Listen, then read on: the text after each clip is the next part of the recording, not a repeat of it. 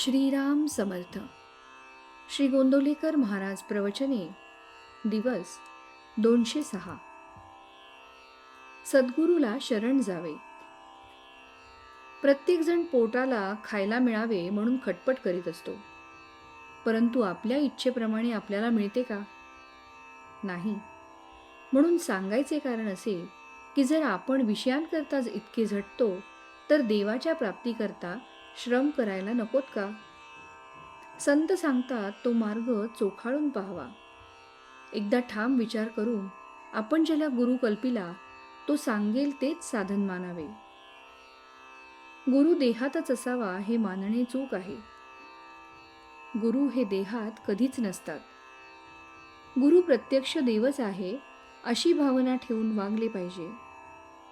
अशी भावना ठेवून वागले म्हणजे गुरु कसाही असला तरी तिथे प्रत्यक्ष देवाला येणे भाग पडते. गुरु सांगेल तसे आपण नेहमी साधन करीत राहावे. तसे साधन करीत राहिले म्हणजे आपल्याला देवाची प्राप्ती होते. गुरु नामाशिवाय दुसरे काय सांगणार? त्यातच आपण सदा राहावे. जो खरा साधनात राहतो त्याला या सर्व गोष्टी आपोआपच साधत असतात. म्हणून आपण गुरुला अनन्य शरण जाऊन तोच सर्व करतो आहे हे मानून जे होईल त्यात आनंद मानित जावा. भगवंताबद्दल जिज्ञासा उत्पन्न होणे ही खरी भाग्याची गोष्ट आहे. असा जिज्ञासू शिष्य भेटला तर गुरुला देखील आपले स्वतःचे सार्थक झाले असे वाटते. श्री रामचंद्रांची जिज्ञासू अवस्था पाहून वसिष्ठांना फार आनंद वाटला आणि ते साहजिकच आहे. संतांनी एकच देव, एकच साधन आणि एकच गुरु मानला, त्याचप्रमाणे आपण एका नामात राहण्याचा प्रयत्न करावा.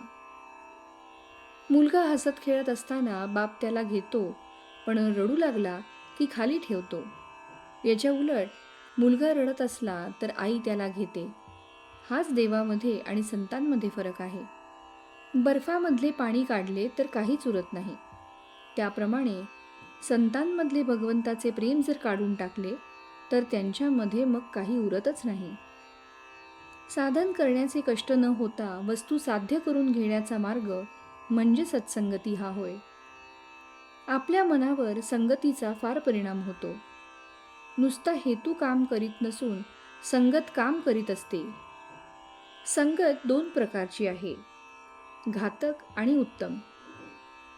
विषयी माणसाची संगत ही घातक होय आणि सत्संगत ही उत्तम होय.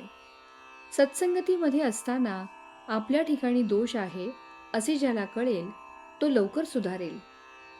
आपण जे सत्पुरुषाकडे जातो त्याने सांगितलेले मनापासून आचरणामध्ये आणण्याचा प्रयत्न केला तर त्याच्याशी खरी संगत केली असे म्हणावे. संताची प्रचिती पाहणे म्हणजे आपले प्रपंचातले काम मनासारखे होणे हे नव्हे. ज्या घटकेला आपले चित्त शुद्ध होते त्या घटकेला संताची खरी प्रचिती आली असे समजावे. तात्पर्य, संतांना ओळखण्यासाठी अनुसंधानाशिवाय दुसरे साधन नाही. श्रीराम समर्थ.